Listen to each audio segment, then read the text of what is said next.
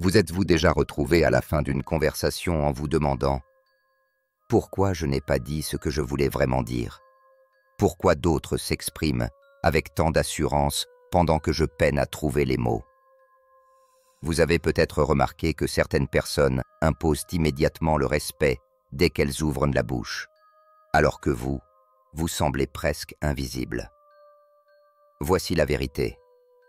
Communiquer avec intelligence n'est pas un don inné, c'est une compétence que l'on peut acquérir. Il ne s'agit pas d'utiliser un vocabulaire complexe ou de paraître intellectuel, mais de savoir s'exprimer de manière à ce que votre voix soit entendue, votre message compris et votre personnalité perceptible sans hausser le ton ni jouer un rôle. Dans cet audiolivre, vous n'apprendrez pas seulement à parler mieux, mais à libérer votre orateur, riche intérieure, puissante, authentique, inoubliable. Vous découvrirez comment parler avec une confiance calme, influencer sans manipuler, bâtir la confiance et le respect mot après mot. Si vous êtes prêt à sortir de la réserve, à prendre la parole intelligemment lors des réunions, entretiens, discussions dans vos relations et dans la vie quotidienne, ce que vous allez entendre pourrait tout changer. Car quand on apprend à parler intelligemment, ce n'est pas seulement la perception des autres qui évolue, c'est également la façon dont le monde réagit à vous. Alors, si vous êtes prêt à faire ce saut, je vous invite maintenant, et je vous le demande avec toute la délicatesse dont je suis capable, à vous abonner à la chaîne Bibliothèque Audio, à laisser un commentaire et à cliquer sur « J'aime ». Merci infiniment, cela m'aide énormément. Reprenons le fil de notre propos. Chapitre 1. Pourquoi parler avec intelligence importe aujourd'hui plus que jamais. Imaginez-vous entrer dans une pièce remplie de professionnels, de parfaits inconnus ou d'opportunités potentielles. Vous n'avez pas encore montré votre CV, ni prouvé vos compétences, ni même pris place. En moins de 30 secondes, dès que vous prenez la parole, les personnes présentes ont déjà une opinion sur votre intelligence, votre assurance et votre crédibilité. C'est la vérité silencieuse des interactions humaines. La façon dont vous parlez forge votre image avant même vos actions. Ce n'est pas une simple hypothèse. Des études menées à l'université de Princeton montrent que nous formons des impressions en millisecondes, en fonction du ton de la voix, de la clarté et du choix de mots. Dans un univers où domine la communication rapide, votre voix devient votre signature, et l'impression d'intelligence qu'elle dégage peut déterminer si des portes s'ouvrent ou se ferment. Il ne s'agit pas de lâcher des mots savants ou de parler de manière robotique, mais d'articuler avec clarté, structure et assurance pour gagner confiance, respect et attention. Considérez les figures les plus influentes de l'histoire. Barack Obama, Steve Jobs, Malala Yousafzai, Martin Luther King Jr. Ils n'étaient pas simplement brillants, ils maîtrisaient l'art de parler intelligemment. Ils savaient quand faire une pause, raconter une anecdote, maintenir l'attention sans élever la voix. Le poids de leurs paroles ne tenait pas au volume, mais à l'intention. Aujourd'hui, cela compte plus que jamais. Nous vivons dans un monde saturé de bruit. Réseaux sociaux, visioconférences, formats courts, attention fugace, prise de décision instantanée. Les gens défilent, glissent, jugent en un clin d'œil. Dans ce vacarme, celui ou celle qui parle avec intelligence ressort tel un phare. Que ce soit en entretien d'embauche, lors d'un rendez-vous, devant un public, dans une vidéo ou simplement lors d'une discussion, votre façon de vous exprimer conditionne votre impact. Si vous parlez avec clarté, on vous fait confiance. Si vous semblez vague, distrait ou hésitante, on décroche. C'est aussi simple que cela. Prenons un exemple concret. 2 candidats que se présentent à un entretien avec les mêmes qualifications. L'un s'exprime de façon décousue, ponctuée de mots parasites, sautant d'une idée à l'autre. L'autre parle de manière claire, structure chaque réponse, l'illustre par des exemples précis. Qui sera engagé? Le second, évidemment. Pourquoi? Parce que la clarté génère la confiance, et la confiance déclenche des décisions. La bonne nouvelle, c'est que parler de manière intelligente n'est pas inné. C'est une compétence. Les compétences s'apprennent, se pratiquent, se maîtrisent. Vous n'avez pas besoin d'un accent parfait, d'un QI élevé ou d'un charisme hors norme. Vous avez juste besoin d'une mentalité de progression, de techniques puissantes et de la volonté de vous exprimer pleinement. Parler intelligemment est une force, pas seulement en public, mais dans votre quotidien. Cela vous permet de résoudre les conflits sereinement, de convaincre avec impact, de créer une connexion solide avec les autres. Et surtout, cela vous permet de vous sentir à l'aise avec votre propre voix. Dans ce livre audio, vous apprendrez à utiliser votre voix comme miroir de votre intelligence, de votre influence et de votre authenticité.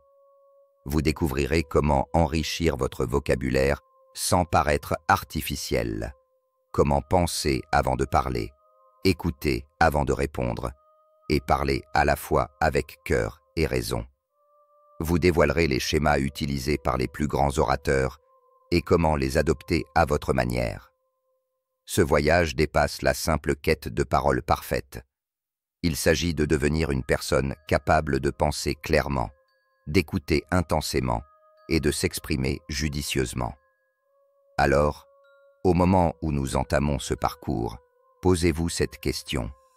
Et si la façon dont vous parlez pouvait transformer votre avenir? Et si parler intelligent ne consistait pas à impressionner les autres, mais à exprimer pleinement votre meilleur vous-même? Êtes-vous prêt à laisser votre voix révéler toute sa puissance, parce qu'elle a déjà en vous un potentiel immense? Maintenant, laissez ce potentiel s'exprimer. Qu'est-ce qui fait qu'une personne paraît intelligente lorsqu'elle parle? Est-ce que son vocabulaire, sa grammaire, son accent? Étonnamment, aucun de ces éléments n'explique à lui seul cette impression. Il s'agit de quelque chose de plus profond, la manière dont notre cerveau réagit au son, à la structure et à la manière de délivrer un message. Les neurosciences démontrent que nous sommes attirés par certains schémas oratoires, non pas parce qu'ils sont complexes, mais parce qu'ils sont clairs, rythmiques et émotionnellement ancrés. Lorsqu'une personne s'exprime de manière intelligente, le cerveau de l'auditeur s'éveille, non pas à cause de mots savants, mais parce qu'elle facilite la compréhension. Des chercheurs de l'Université de Californie ont mis en évidence que notre cerveau préfère un langage organisé, livré à un rythme régulier, ponctué de pauses naturelles. Pensez aux interventions que vous aimez écouter. Dans un TED Talk, par exemple, l'orateur ne se précipite pas, ne marmonne pas. Il maîtrise son débit, structure ses idées, accentue certains mots pour vous faire ressentir une compréhension immédiate. Ce n'est pas de la magie, c'est de la science. La clarté apaise le cerveau. Ainsi, quand vous parlez avec un rythme mesuré, que vous prenez soin de marquer des pauses pour souligner un point important, que vous utilisez des phrases courtes et percutantes, vous créez une véritable musique mentale qui capte l'attention.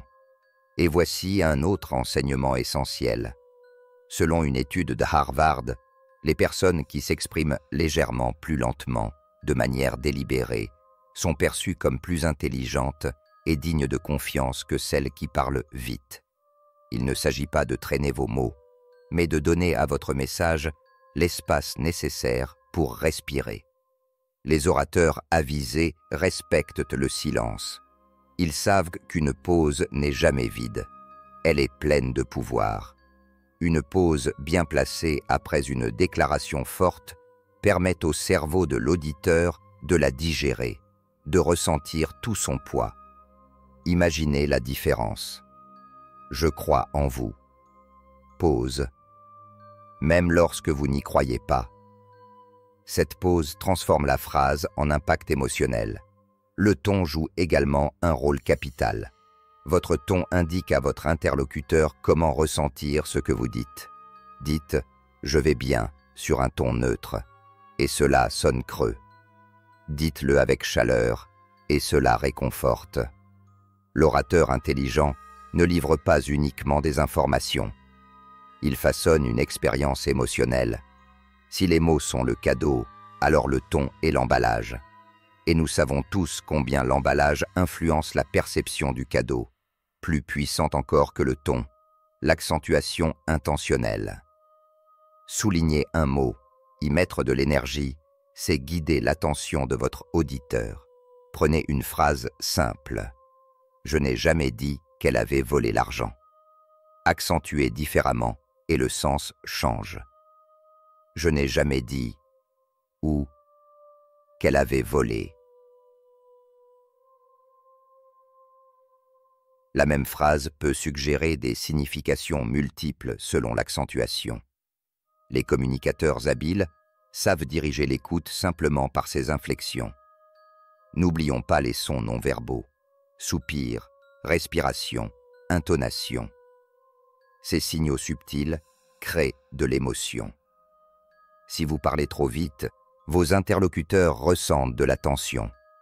Si vous parlez calmement, ils se détendent. Communiquer intelligemment ne dépend pas uniquement du contenu, mais aussi de la manière dont votre message se ressent à l'oreille de celui qui écoute. Rappelez-vous Martin Luther King Jr. Son discours « I have a dream » n'est pas devenu légendaire uniquement grâce à ses mots, mais par son rythme, sa conviction, sa musicalité émotionnelle. Il ne parlait pas aux gens, il parlait à travers eux. Sa voix exprimait engagement, cadence et émotion. Dites ce même discours sur un ton monocorde, et il n'aurait jamais marqué l'histoire. La science révèle même que notre cerveau nous récompense quand nous comprenons facilement. La dopamine, l'hormone du plaisir, est libérée. Voilà pourquoi certaines personnes deviennent immédiatement sympathiques dès qu'elles s'expriment. Elles offrent au cerveau ce qu'il aime: clarté, confiance, alignement émotionnel. Que faire alors? Adoptez 3 habitudes simples des bons orateurs. Ralentissez légèrement. Offrez de l'espace à votre message. Laissez chaque phrase résonner avant d'enchaîner. Soulignez vos mots-clés. Ne rendez pas votre discours plat. Mettez en lumière l'essentiel. Respectez les pauses. Ne craignez pas le silence. Servez-vous-en pour capter l'attention, créer de la tension ou susciter la réflexion. Une pause après une phrase forte rend cette phrase inoubliable. Parler de manière intelligente ne signifie pas ressembler à un professeur académique, mais créer de la confiance et de la clarté dans l'esprit de votre interlocuteur. Plus le cerveau apprécie votre façon de parler, plus il vous perçoit comme intelligent, crédible, charismatique. Votre voix détient déjà ce pouvoir. Il vous suffit désormais de la sculpter en pleine conscience. Beaucoup de personnes croient encore qu'il faut utiliser des mots compliqués, des phrases sophistiquées, du jargon technique pour paraître intelligent. La vérité est tout autre. Les gens véritablement brillants ne cherchent pas à paraître intelligents. Ils cherchent à être compris. Être compris est en réalité la plus haute forme d'intelligence en communication. Si votre message est confus, si vos mots compliquent la compréhension, peu importe à quel point votre vocabulaire est riche, la clarté sera toujours plus efficace que la complexité. Albert Einstein lui-même affirmait « Si vous ne pouvez pas expliquer quelque chose simplement, c'est que vous ne le comprenez pas assez bien. » C'est là une référence.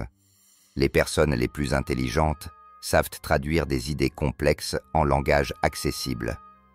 Elles choisissent les mots avec précision, non par vanité, mais pour leur impact réel. Elles visent la connexion, pas la confusion. Elles souhaitent que leur interlocuteur ressente, comprenne, retienne. Pensez aux discours les plus inspirants, aux livres qui vous ont marqué, aux conversations qui ont changé votre perspective. Rarement ces moments étaient marqués par des mots pompeux. Au contraire, les meilleurs communicateurs utilisent des mots humains, des mots simples mais précis qui touchent, qui restent, qui résonnent. Leur objectif n'est pas d'impressionner, mais de s'exprimer sincèrement. Prenez un exemple concret. Quelqu'un pourrait dire « La juxtaposition d'idéologies divergentes génère une dissonance épistémologique dans le récit sociopolitique. » C'est impressionnant sur la forme, mais combien réellement comprennent ce que cela signifie? Maintenant, écoutez la même idée exprimée différemment. Quand des croyances opposées s'entrechoquent, cela crée de la confusion dans l'histoire que se raconte une société. Voilà une formulation limpide qui parle à chacun. S'exprimer intelligemment ne signifie pas qu'il faille bannir tous les mots techniques, mais chaque mot doit servir le message, pas flatter l'ego. Un vocabulaire intelligent ressemble à un assaisonnement subtil dans un plat. Bien dosé, il révèle les saveurs. Trop présent, il gâche tout. Cela signifie qu'il vaut mieux choisir des verbes précis. Au lieu de dire « il a pris la décision », dites simplement « il a décidé ». Au lieu de « elle a donné de l'aide », dites « elle a aidé ». Les bons orateurs retirent ce qui est superflu, ils n'en disent pas plus, mais mieux. Il faut également savoir se débarrasser des mots parasites qui encombrent inutilement la parole. Genre, tu sais, juste, en fait, remplacez-les par des pauses. Une pause est toujours plus puissante qu'une série de remplissages verbaux. Par exemple, une phrase maladroite comme « j'étais genre juste en train de, tu sais, expliquer ça » devient « j'expliquais cela ». Simple, clair, direct. Enfin, pour enrichir son vocabulaire intelligemment, il est utile de se constituer une petite banque de mots utiles, sans chercher à accumuler des termes trop complexes. Choisissez des mots qui donnent de la force au message. Clarté, authenticité, stratégie, impact. Utilisez-les naturellement, là où ils ont leur place, sans les forcer. Les plus grands communicateurs se distinguent par ce souci de connexion plus que de performance verbale. Qu'il s'agisse d'un auteur, d'un leader, d'un intervieweur renommé, tous ont ce point commun. Ils choisissent des mots qui touchent plutôt que des mots qui impressionnent. Ils ne cherchent pas à briller avec des mots, mais à créer un pont entre eux et leur auditeur. Se poser une simple question permet de clarifier sa parole. Ce mot aide-t-il à transmettre mon idée ou la dissimule-t-il? S'il la cache, retirez-le. S'il l'éclaire, gardez-le. Car la communication n'est pas une compétition de vocabulaire, c'est une quête de connexion. Le langage est un pont. Les mots compliqués créent de la distance. Les mots clairs bâtissent de la confiance. Imaginez un enseignant expliquant la gravité à des enfants de 10 ans. Il pourrait dire « La gravité est la force qui attire un corps vers le centre de la Terre. » Ou bien « La gravité, c'est ce qui fait que ton crayon tombe au sol au lieu de flotter dans l'air. »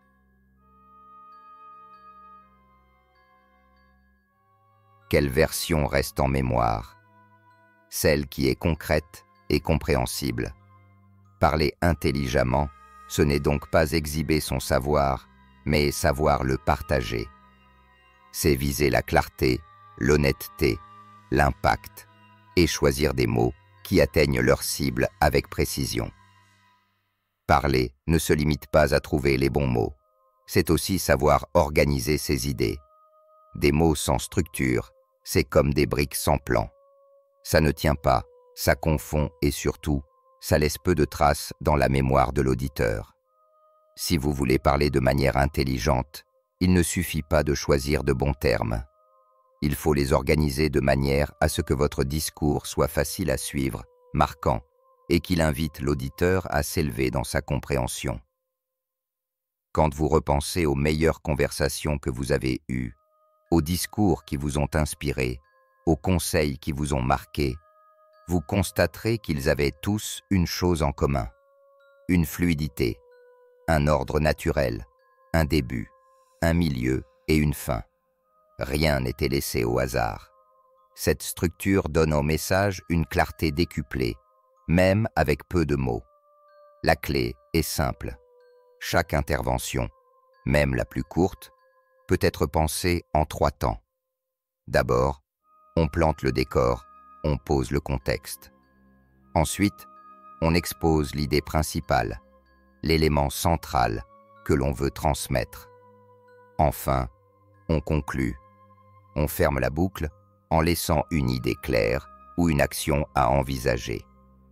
Cette approche est utilisée par les meilleurs communicants, des leaders politiques aux écrivains, des avocats aux conférenciers. Pourquoi? Parce que le cerveau humain est câblé pour apprécier les schémas simples et logiques. Cette organisation en 3 temps est rassurante, naturelle, persuasive. Imaginez que l'on vous pose une question sur ce qu'est, selon vous, un bon leadership.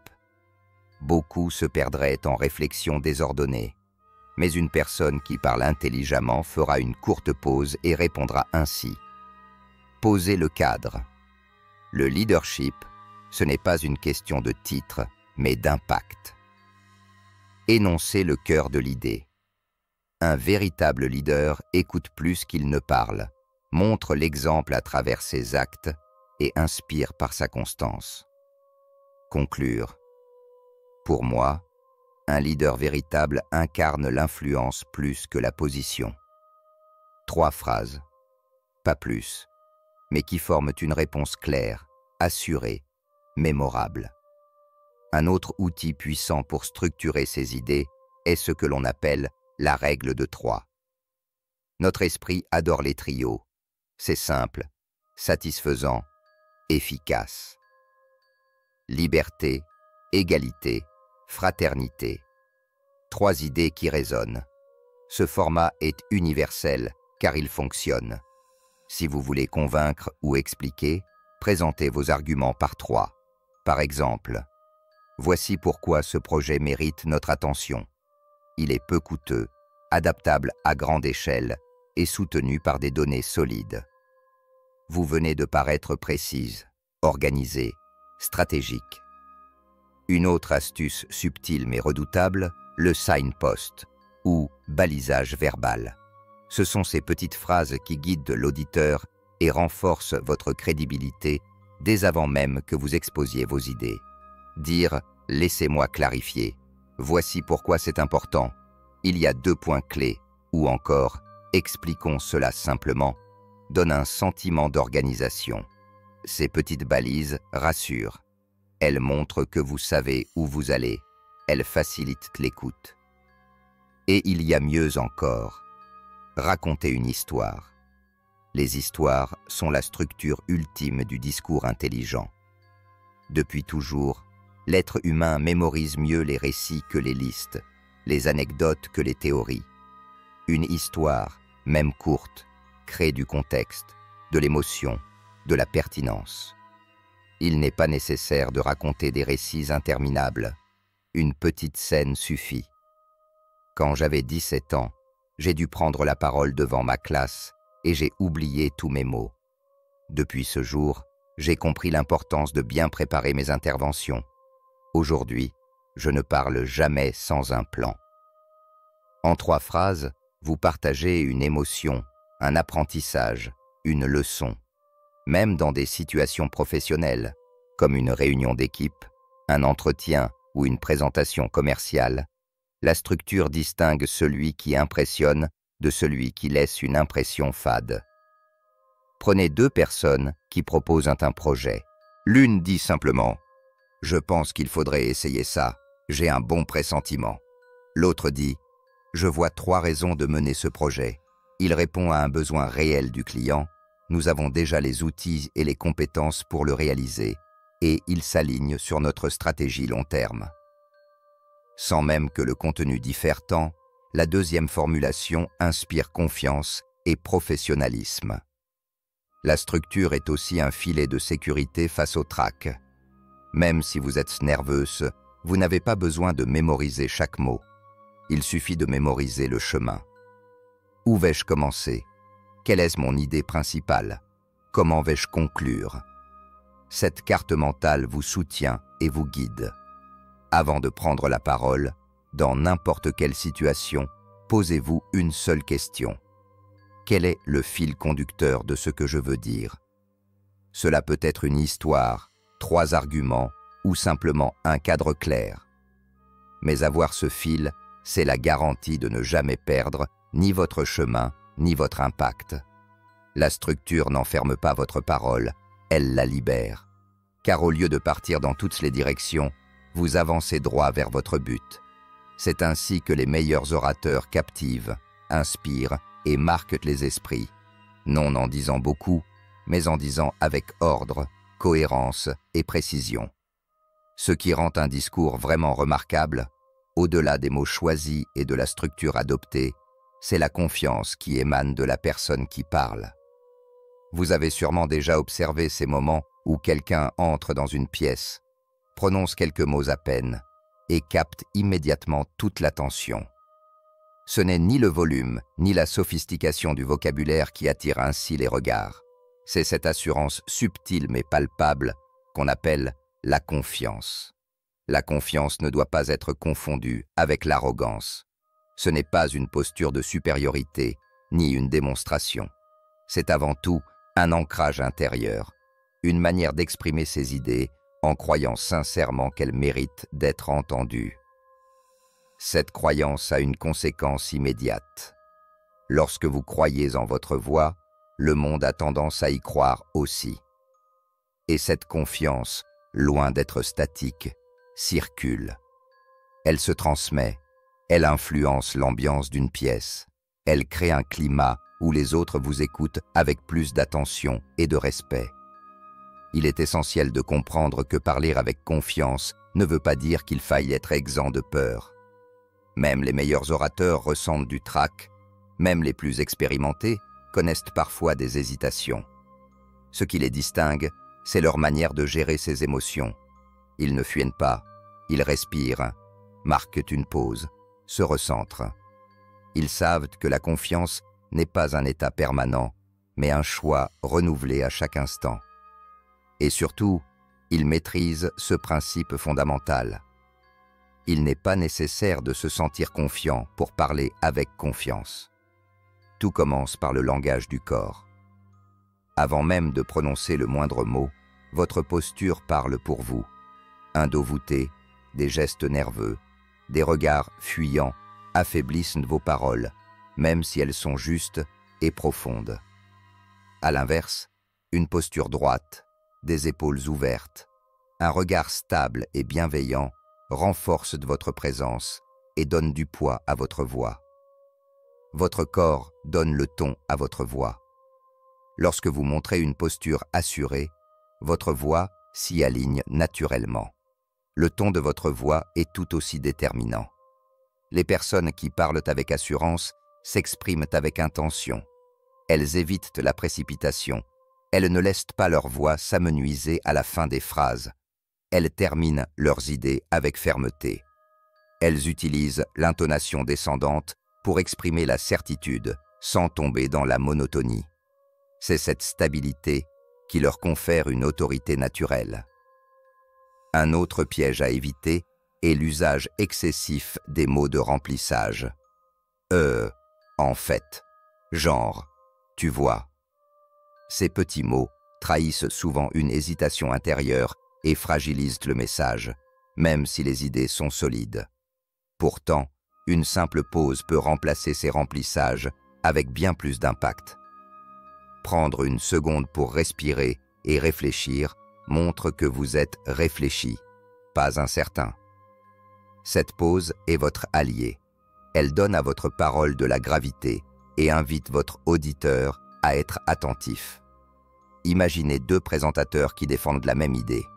L'un dit « je pense qu'on pourrait, genre, essayer une nouvelle stratégie marketing. Ça aiderait peut-être. » Tandis que l'autre affirme calmement « Je crois qu'une nouvelle stratégie marketing nous permettra de toucher notre audience plus efficacement. Voici pourquoi. » Qui capte la confiance de l'auditoire? Évidemment le second, non parce que son idée est meilleure, mais parce que sa manière de la présenter inspire confiance. Si vous ressentez des tremblements, des mains moites, si votre voix vacille, sachez que c'est normal. La confiance se construit comme un muscle. Elle s'entraîne, se développe, se renforce. Chaque fois que vous vous exprimez malgré la peur, chaque fois que vous osez clarifier vos idées à voix haute, vous renforcez cette capacité. Pratiquer à voix haute est l'un des meilleurs moyens d'y parvenir. Il ne suffit pas de réfléchir mentalement à ses idées. Il faut les faire passer par sa voix, les entendre résonner, s'habituer à les prononcer jusqu'à ce qu'elles deviennent naturelles.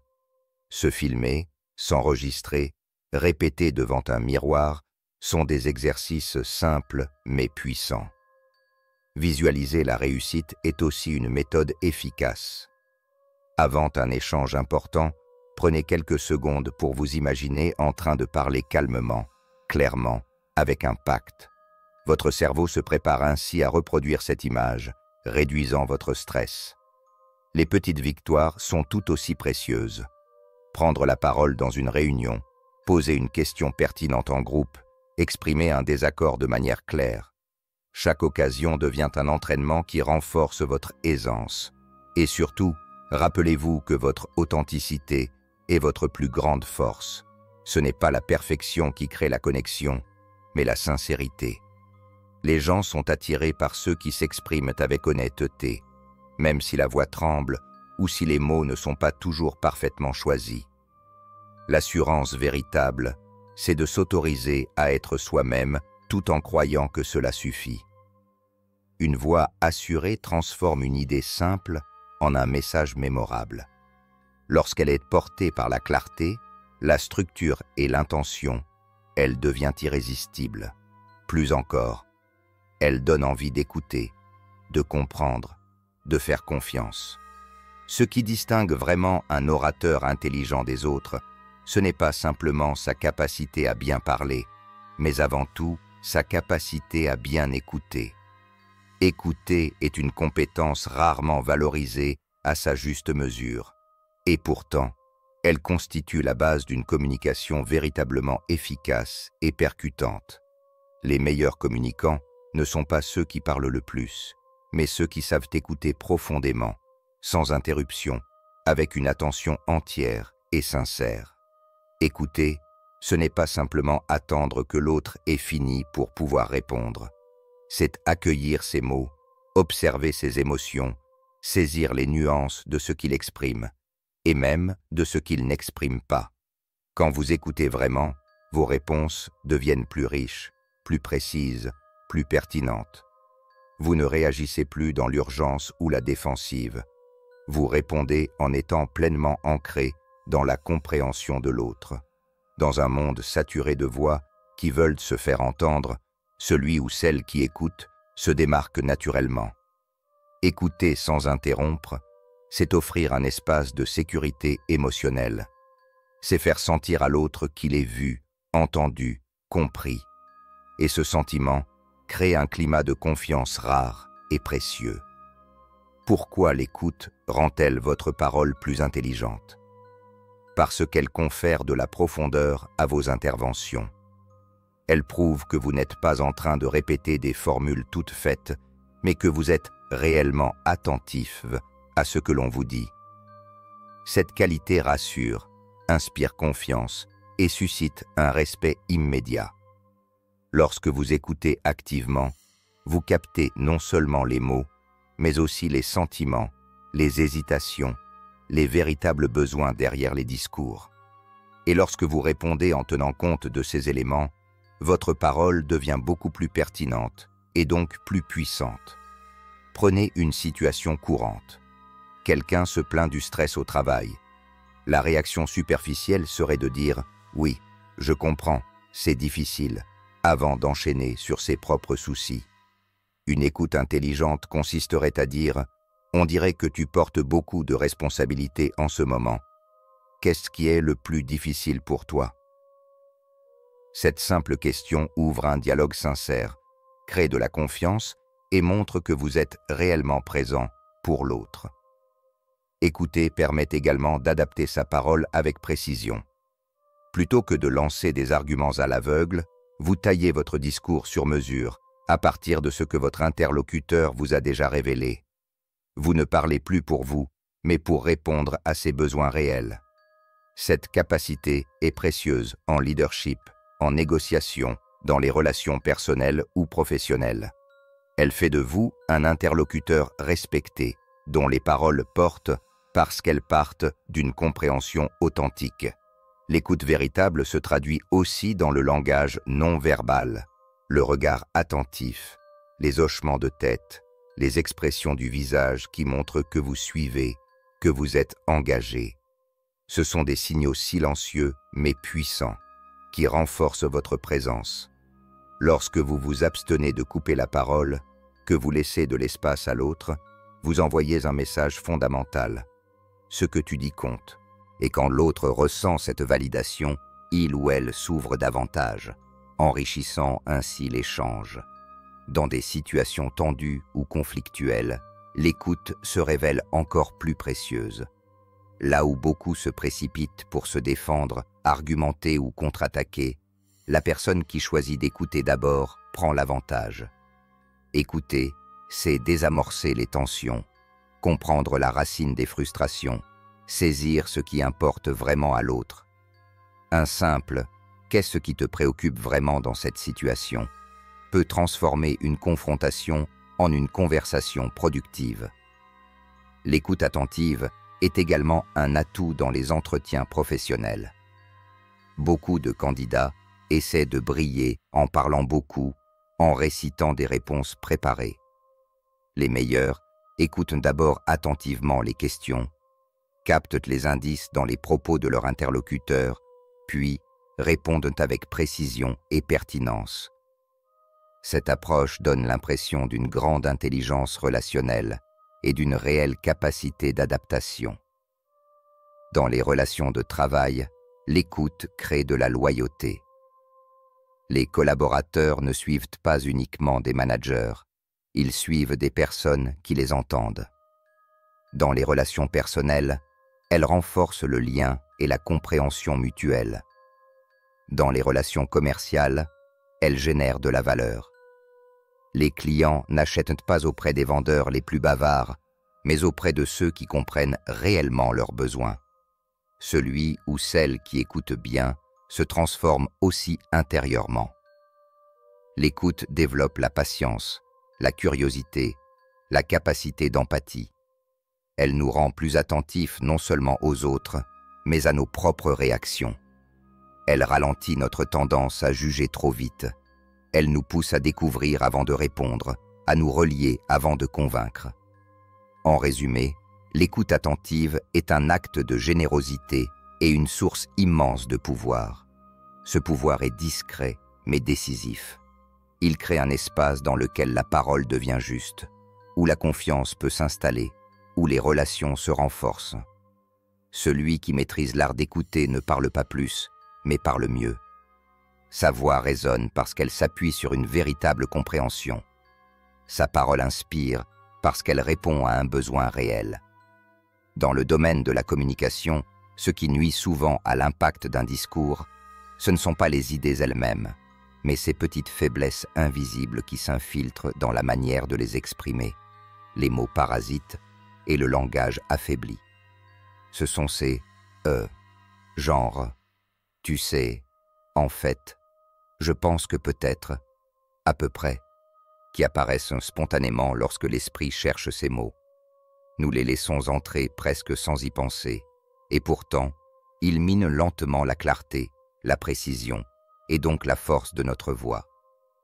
Tout le monde utilise ces mots à l'occasion, c'est humain, mais lorsqu'ils deviennent une habitude, ils se transforment en bruit de fond qui affaiblit votre message, même s'il est intelligent.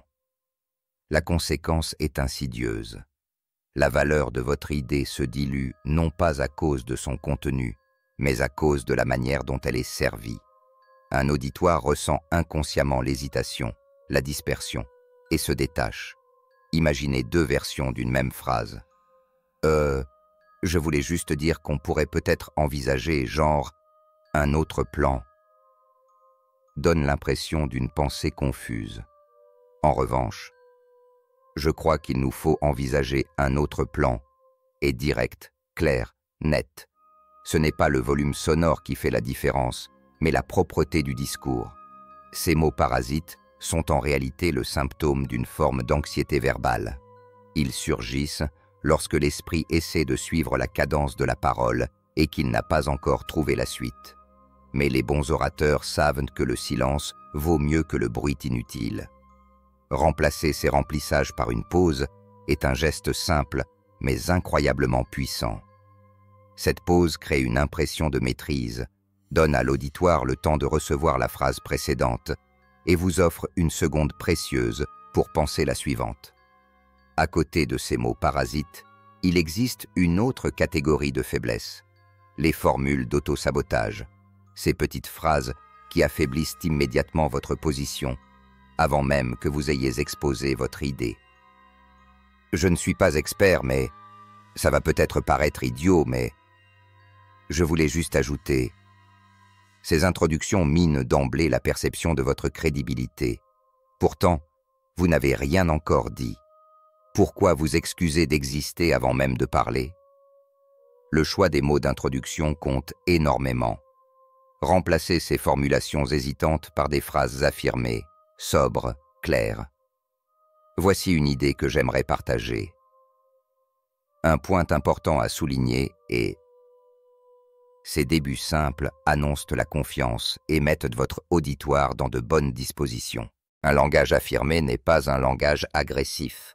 C'est un langage qui se tient droit, sans s'excuser, sans se rapetisser. Tout cela ne signifie pas qu'il faut chercher la perfection ou bannir toute spontanéité.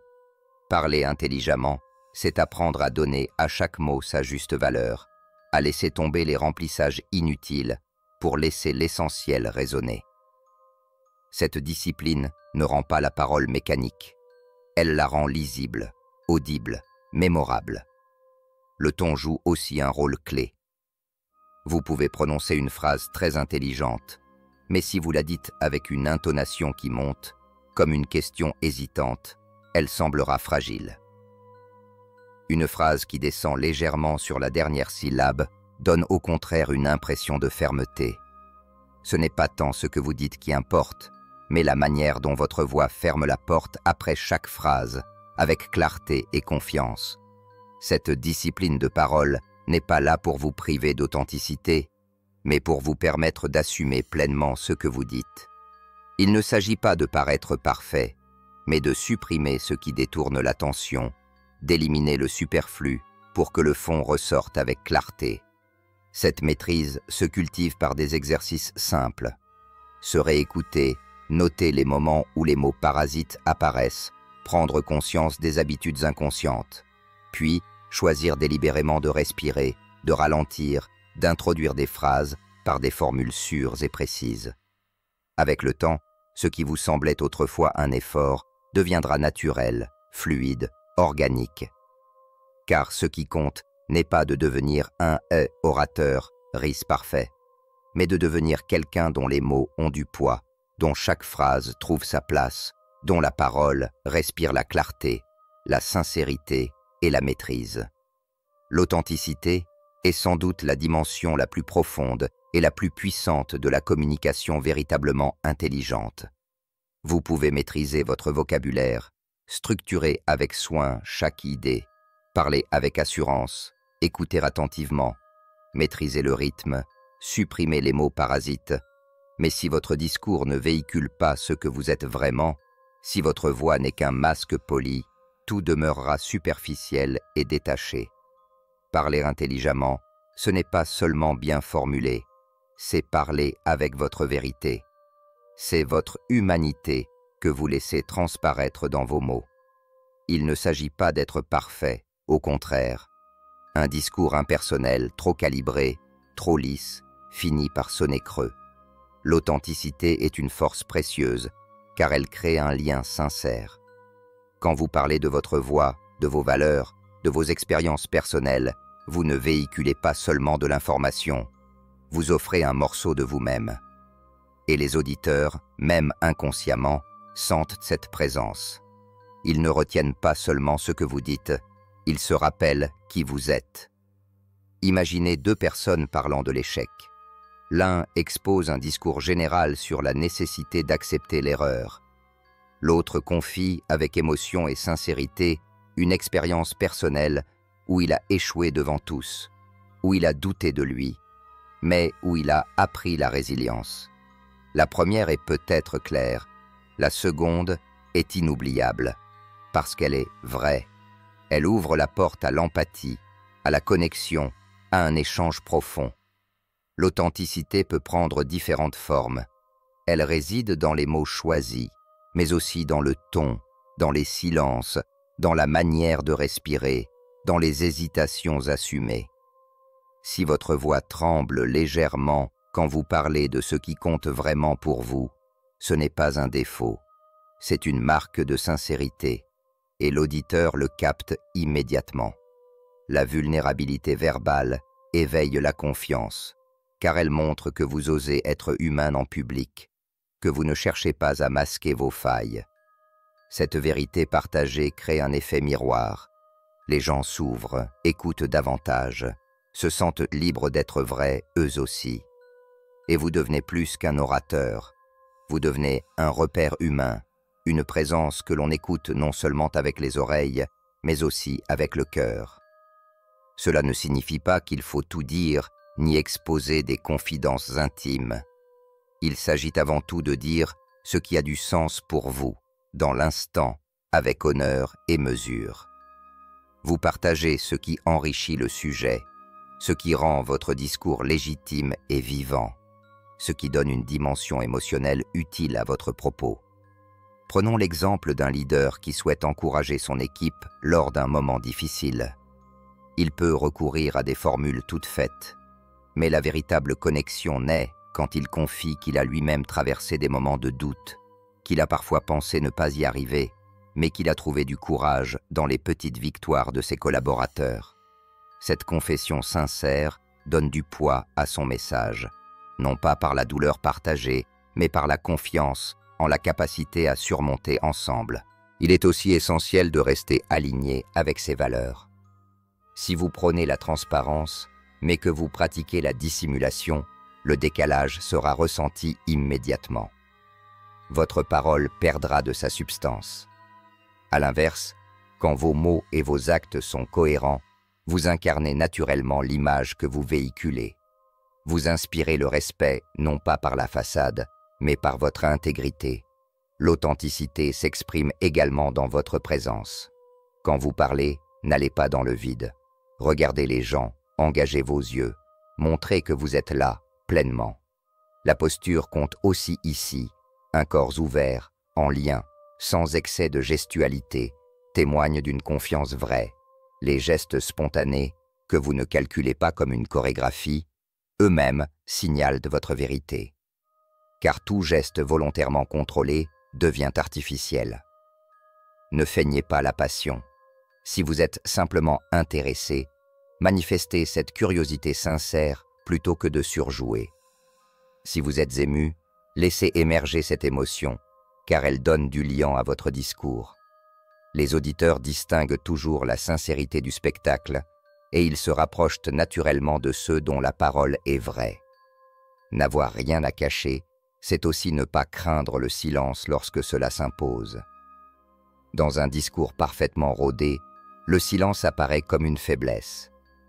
Dans un discours authentique, le silence peut être un moment de gravité, de partage, de présence. Une respiration consciente, une pause maîtrisée, deviennent un pont vers l'auditeur.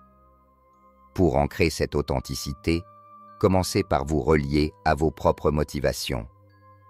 Avant de parler, demandez-vous « Qu'est-ce que ce sujet évoque en moi ? Pourquoi est-il important de le partager ? Quelle est cette conviction qui me pousse à prononcer ces mots ?» Quand vous partez de votre propre feu, votre parole trouve naturellement de la chaleur, de la couleur, de la profondeur. Cette démarche nécessite un peu de courage, celui de sortir de la posture, de ne pas jouer un rôle, mais d'être soi devant d'autres. Cela implique aussi d'être prêt à recevoir des réactions, parfois douloureuses. Mais c'est précisément là que naît la puissance de ce que vous dites, dans le don sincère de votre vérité et dans la modestie d'accepter les regards, le doute ou l'émotion chez les autres. Quand l'authenticité est au rendez-vous, le résultat se ressent d'abord dans l'écoute. Les visages s'adoucissent, l'attention se pose, les corps s'ouvrent. Et ensuite, dans la mémorisation, on ne se souvient pas d'un discours parce qu'il était parfait, mais parce qu'il était vrai. Ainsi, parler intelligemment, c'est d'abord être vrai. Il ne s'agit pas de paraître intelligent, il s'agit d'être entier, de parler avec ce que vous êtes, avec vos forces, vos émotions, vos questionnements. Il ne s'agit pas d'impressionner, il s'agit d'ouvrir un espace où chacun ressent que ce qui est dit est juste, pertinent et ancré dans une expérience vécue. Chaque mot devient alors porteur d'un sens profond. Chaque phrase s'inscrit dans le fil humain qui relie l'orateur à son auditoire. Cette connexion sincère est ce qui fait la différence entre une voix qui parle et une voix qui touche, inspire, voire transforme. Ce qui révèle pleinement la valeur de votre capacité à parler intelligemment, c'est la manière dont vous vous exprimez dans les moments où la pression est forte. Quand tout est calme, il est plus facile de s'appliquer, de bien articuler, de prendre son temps. Mais c'est précisément quand la tension monte, quand le trac vous saisit, quand l'enjeu est élevé, que votre maîtrise prend tout son sens. La véritable intelligence verbale se manifeste dans ces instants décisifs. L'entretien qui peut changer votre vie, la présentation devant un public exigeant, la conversation difficile que vous retardez depuis des semaines, cette situation où vos mots doivent faire mouche sans trembler. Sous pression, beaucoup pensent qu'ils s'élèveront à la hauteur de leurs objectifs. Mais la réalité est autre. Vous ne montez pas au niveau de vos attentes, vous retombez au niveau de votre préparation. C'est pourquoi les orateurs intelligents ne laissent jamais ces moments cruciaux au hasard. Ils s'y préparent de manière méthodique, lucide, patiente. Comme un athlète visualise sa course avant même le coup d'envoi, un communicant intelligent visualise ses paroles, ses intentions, ses attitudes, avant de se retrouver face à son public ou son interlocuteur. Cette préparation commence toujours par une question simple mais essentielle. Quel est l'objectif que je vise réellement? Quelle est l'idée unique que je veux transmettre, le message que je souhaite que l'autre retienne après m'avoir écouté? Comment veux-je qu'il ou elle se sente à la fin de notre échange? Ces trois interrogations, si elles trouvent une réponse claire avant même que vous ne preniez la parole, donnent à votre discours une orientation, une force, une cohérence que même le trac ne peut déstabiliser. Prenons l'exemple classique d'un entretien d'embauche. Beaucoup de candidats croient qu'il suffit de mémoriser des réponses standards, mais celles et ceux qui réussissent vraiment ne récitent pas. Ils racontent des histoires vraies, incarnées, structurées. Ils préparent 3 à 5 expériences clés qu'ils peuvent relater simplement, en décrivant la situation, l'action qu'ils ont menée, le résultat obtenu et la leçon qu'ils en ont tirée. Ces récits courts, concrets et sincères laissent une impression bien plus durable qu'une série de phrases figées. Il en va de même pour une prise de parole en public. Ce qui terrifie tant de gens n'est pas tant le fait de parler devant d'autres, mais l'incertitude. Que se passera-t-il si j'oublie mes mots? Si je perds mes moyens? Si les regards me jugent? Les orateurs intelligents réduisent cette incertitude en connaissant leur message sur le bout des doigts. Ils se projettent mentalement, imaginent la scène, ressentent à l'avance ce qu'ils voudront transmettre. Et surtout, ils déplacent leur attention. Au lieu de se focaliser sur eux-mêmes, comment ils paraîtront, comment ils seront perçus, ils se concentrent sur leur public. car le trac n'est qu'une énergie auto-centrée. Elle surgit lorsque vous êtes trop préoccupé par votre image. À partir du moment où votre énergie se tourne vers l'autre, comment puis-je l'aider, le toucher, le convaincre? La peur s'atténue, remplacée par un élan de service. Dans les conflits aussi, parler intelligemment sous pression est une force précieuse. Lorsqu'un échange s'enflamme, la réaction instinctive est souvent la défense immédiate, l'attaque ou le retrait. Mais celui qui maîtrise ses mots dans ces moments tendus, c'est écouter d'abord, puis parler avec calme, lentement, avec précision. Il ne hausse pas la voix. Il ancre sa parole dans la stabilité. Si quelqu'un vous attaque frontalement lors d'une réunion, au lieu de répondre par l'agressivité, « C'est absurde, tu ne comprends rien », une réponse intelligente serait « Je comprends ton point de vue, laisse-moi partager une autre perspective ». Cette simple phrase, dite sans colère, transforme la dynamique. Elle désarme l'opposition, crée une brèche pour revenir à un dialogue apaisé. Car dans la majorité des situations tendues, ce n'est pas celui qui parle fort qui l'emporte, mais celui qui reste centré, clair, confiant. D'autres éléments techniques renforcent cette posture. Respirer avant de prendre la parole, ralentir délibérément son débit, poser chaque mot comme une pierre. Car dans l'urgence, beaucoup accélèrent, pensant compenser la nervosité par la vitesse. Mais la vitesse traduit la panique. La lenteur maîtrisée traduit la confiance. Votre ton compte tout autant. Vous pouvez dire « je ne suis pas d'accord » d'une voix sèche, dure, cassante, ou d'une voix douce, posée, sans agressivité. Ce n'est pas le fond qui fait la différence, mais la manière. Se projeter mentalement en situation de réussite est un autre levier efficace. Avant un échange difficile, prenez quelques minutes pour vous imaginer parlant avec calme, avec sérénité, avec fluidité.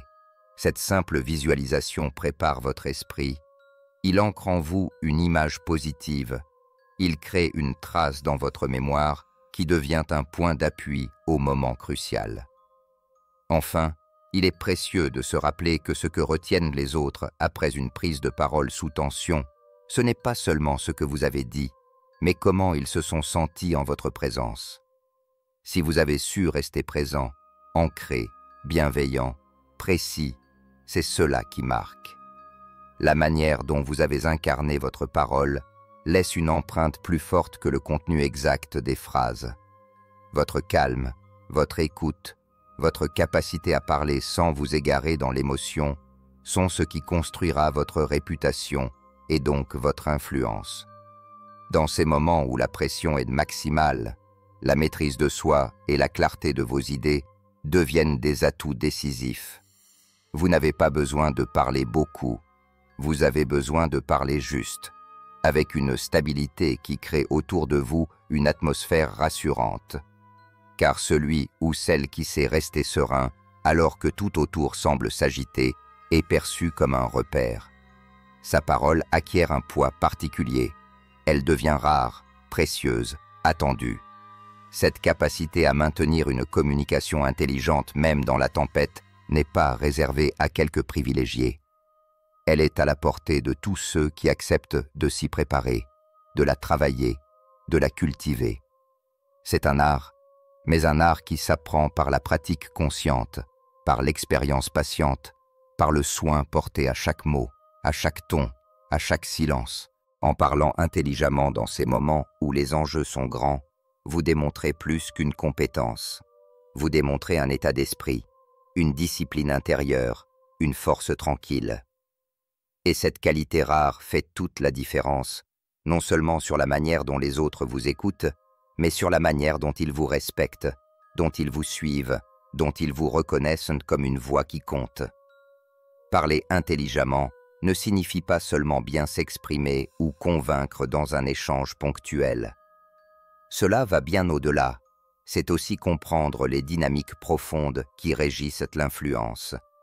À travers vos mots, vous avez la capacité de guider, d'inspirer, de motiver, sans jamais forcer.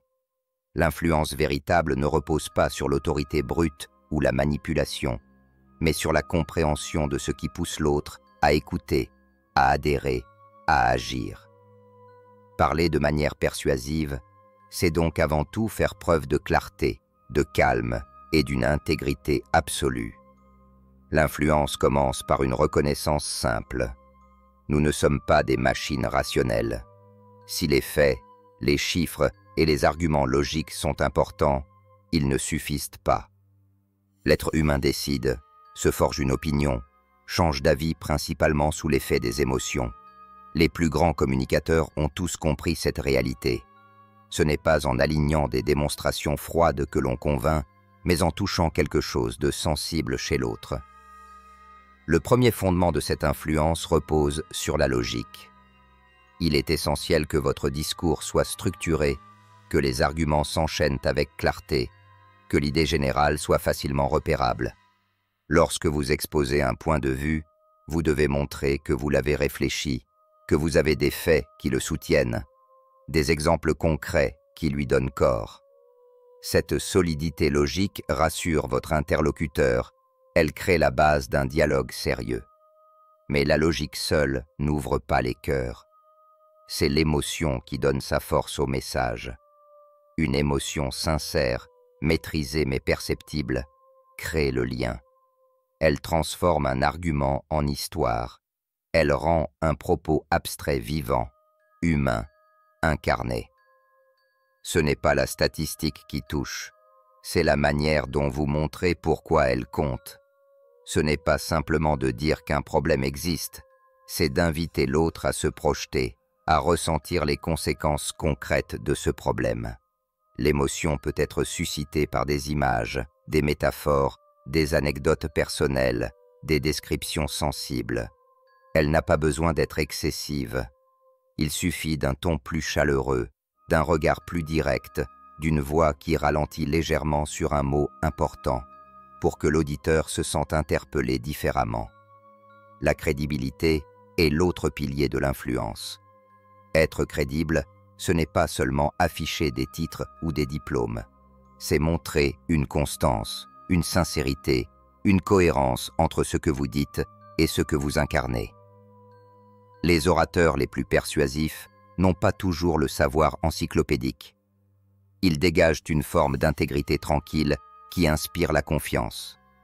Ils n'hésitent pas à reconnaître ce qu'ils ne savent pas, à rendre hommage à d'autres sources d'expertise, à se montrer humbles et curieux. Ce qui crée la crédibilité, c'est aussi la manière dont vous incluez l'autre dans votre réflexion. Un discours autoritaire ferme la porte à l'adhésion libre. Une parole ouverte, qui invite, questionne, sollicite l'avis de l'autre, laisse de l'espace pour que l'interlocuteur se sente non pas dominé, mais écouté, respecté, valorisé. L'influence véritable ne cherche pas à écraser, elle cherche à accompagner. Un communicant intelligent utilise cette compréhension de la psychologie humaine pour faire passer ses messages avec finesse. Au lieu de dire « vous devez absolument changer », il peut préférer une formule plus subtile. Imaginez ce que cela changerait si vous essayez cette solution.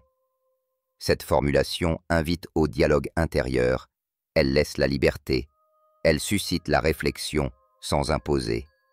Dans une conversation, il est aussi possible de s'appuyer sur la dynamique de réciprocité.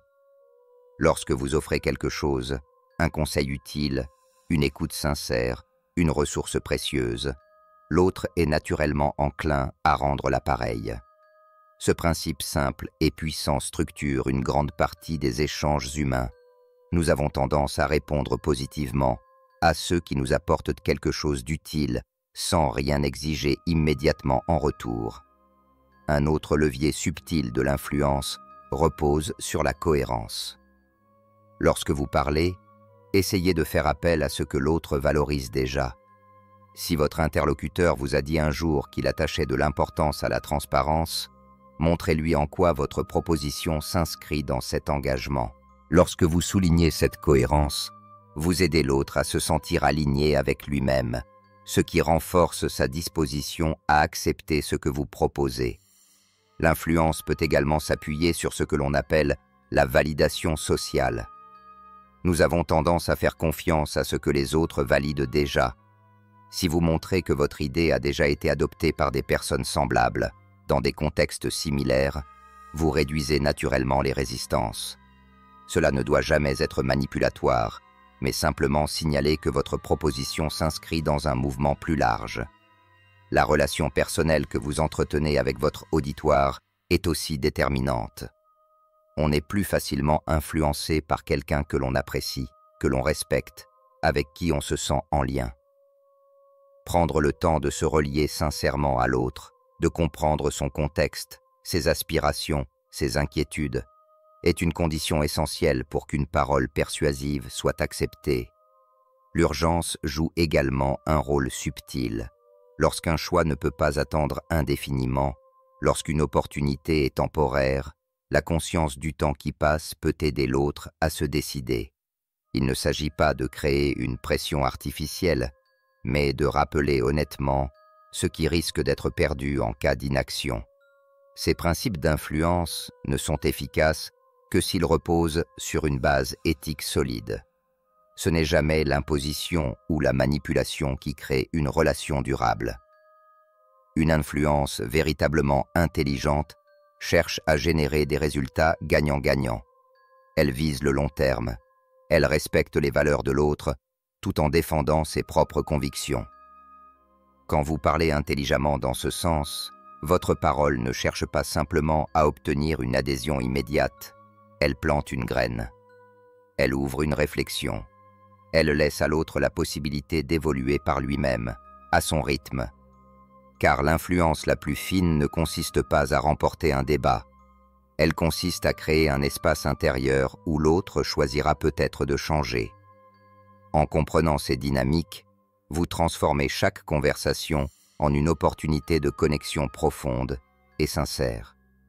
Vos mots ne sont plus simplement des moyens de vous exprimer, mais des outils subtils pour construire des ponts, pour inviter l'autre à voir différemment, à envisager des options, à progresser dans sa propre réflexion.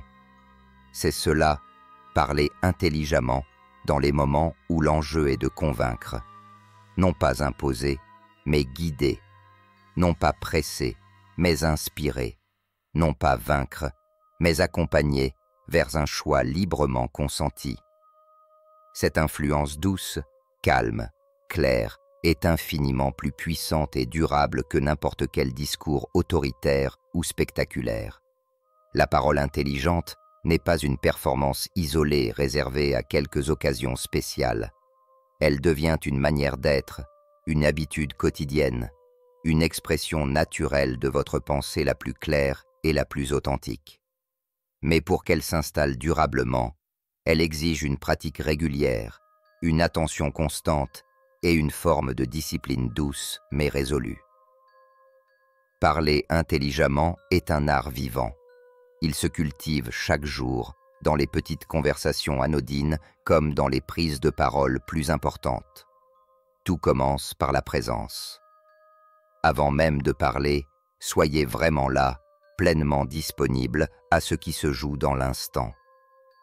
Trop souvent, nous entrons dans une conversation déjà distrait, occupés à penser à ce que nous dirons après, à ce que nous avons oublié de dire ailleurs, ou à ce que l'autre pourrait penser de nous. Cette dispersion affaiblit immédiatement la qualité de votre parole. La personne qui vous écoute ressent que vous n'êtes pas tout à fait présent, que vos mots flottent sans véritable ancrage. Inversement, lorsque vous êtes attentif, centré, à l'écoute avant même d'ouvrir la bouche, vos mots trouvent naturellement leur place. Votre voix résonne différemment. Elle a du poids, non par son intensité, mais par sa densité intérieure. Être pleinement présent, c'est aussi respecter les silences, ne pas remplir chaque instant par une phrase ou un commentaire. Dans un dialogue, savoir attendre avant de répondre, laisser à l'autre le temps d'exprimer jusqu'au bout sa pensée, puis prendre un temps avant de formuler la vôtre, crée un climat de respect et de profondeur. La précipitation est l'ennemi de la parole intelligente. La lenteur mesurée, au contraire, lui donne de la gravité et de la puissance. Parlez moins, mais mieux. Telle est une autre habitude quotidienne essentielle. Celui qui parle intelligemment ne se perd pas dans des circonvolutions interminables. Il ne cherche pas à occuper l'espace, mais à le remplir d'une parole juste. Chaque mot est choisi avec soin pour sa pertinence, pour sa clarté, pour sa capacité à exprimer précisément ce qui doit l'être. Cette économie de mots n'est jamais froide. Elle est élégante, généreuse, respectueuse de l'attention de l'autre. Elle révèle que celui qui parle a pris le temps de clarifier sa propre pensée avant même d'ouvrir la bouche. Utiliser sa voix comme un instrument conscient est aussi une pratique qui s'affine chaque jour. Varier subtilement le ton pour souligner une idée, ralentir sur une phrase importante, marquer une pause avant un mot-clé, tout cela donne de la vie à vos propos sans théâtralité inutile. Votre voix devient alors un vecteur d'émotion maîtrisé, un outil fin pour maintenir l'attention et transmettre des nuances. Lire et écouter restent deux piliers incontournables pour enrichir sa parole quotidienne. Lire ouvre des horizons, affine le vocabulaire, nourrit la pensée. Écoutez les bons orateurs, décodez comment ils posent leur voix, comment ils construisent leurs phrases, comment ils captivent sans bruit ni agitation. C'est un apprentissage silencieux mais puissant.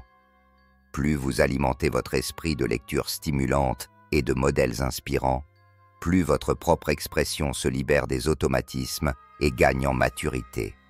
Poser des questions est une autre habitude précieuse. Plutôt que de chercher immédiatement à convaincre ou à démontrer, interrogez sincèrement. Qu'en penses-tu? Peux-tu m'en dire plus? Comment as-tu vécu cela? Ces questions n'ont rien de stratégique. Elles ouvrent l'espace. Elles montrent votre intérêt réel. Elles transforment la parole en dialogue véritable. Celui qui parle intelligemment parle souvent moins que les autres, mais il pose davantage de questions de qualité. L'attention portée après coup à sa propre parole est également un exercice quotidien d'une grande richesse. Après une discussion importante, prenez le temps d'y repenser. Ai-je exprimé ce que je voulais vraiment dire? Ma parole a-t-elle été claire, concise, respectueuse? Qu'ai-je ressenti au moment de parler? Comment l'autre a-t-il reçu mes propos? Ce regard honnête n'est pas une autocritique sévère, mais une démarche d'ajustement continu, de progrès patient. C'est ce qui transforme des efforts occasionnels en une compétence stable. Aligner sa parole avec ses valeurs est peut-être la discipline la plus puissante.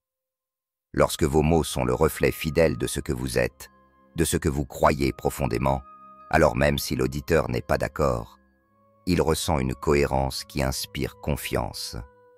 Ce n'est pas tant le contenu de vos idées qui compte, mais la sincérité de l'alignement entre ce que vous dites et ce que vous incarnez. Parler intelligemment ne signifie pas devenir un orateur de scène ou un maître de la rhétorique. Cela signifie être capable, dans chaque interaction, de créer de la clarté, de la confiance, de la connexion. Dans une conversation intime, dans une réunion informelle, dans une simple interaction quotidienne, votre manière de parler révèle votre manière d'être. Le plus beau dans cette démarche est qu'elle n'exige aucune perfection. Vous aurez des jours où vos mots trébucheront, où la fatigue rendra votre pensée moins claire, où l'émotion brouillera votre voix. Mais la pratique quotidienne, même imparfaite, façonne un socle solide. Vous savez comment revenir à vous-même, comment respirer, comment reformuler, comment vous réaligner à chaque instant. La parole intelligente est un chemin de progression plus qu'un état à atteindre. Chaque conversation est une opportunité d'affiner votre capacité à écouter, à comprendre, à clarifier, à simplifier. Chaque échange vous entraîne, vous perfectionne, vous ramène à cette humilité active. La parole est un service. Elle n'est pas un moyen de briller ou de dominer, mais un outil subtil pour exprimer, pour relier, pour pacifier, pour inspirer. Finalement, votre voix, si vous la cultivez ainsi jour après jour, devient une véritable présence. Elle n'est pas seulement un instrument pour transmettre des idées, elle devient un écho de votre esprit, de votre cœur, de votre engagement à être sincère, précis, attentif et profondément humain. Les personnes qui vous écoutent n'entendront plus simplement vos phrases. Elles sentiront votre intention, votre respect, votre authenticité. Et c'est cela qui laisse la plus belle empreinte. Cette qualité de présence incarnée par des mots qui résonnent, calmes, nets, sincères. La parole intelligente devient alors une forme de signature personnelle. Sans jamais chercher à impressionner, elle impressionne naturellement. Sans jamais chercher à convaincre à tout prix, elle touche, elle inspire. Sans jamais occuper inutilement l'espace, elle crée des ponts, des liens, des ouvertures. Parler intelligemment, c'est en définitive choisir d'habiter chaque mot, de respecter chaque silence, d'accueillir chaque réponse. C'est faire de sa voix un outil de paix, de compréhension et de vérité.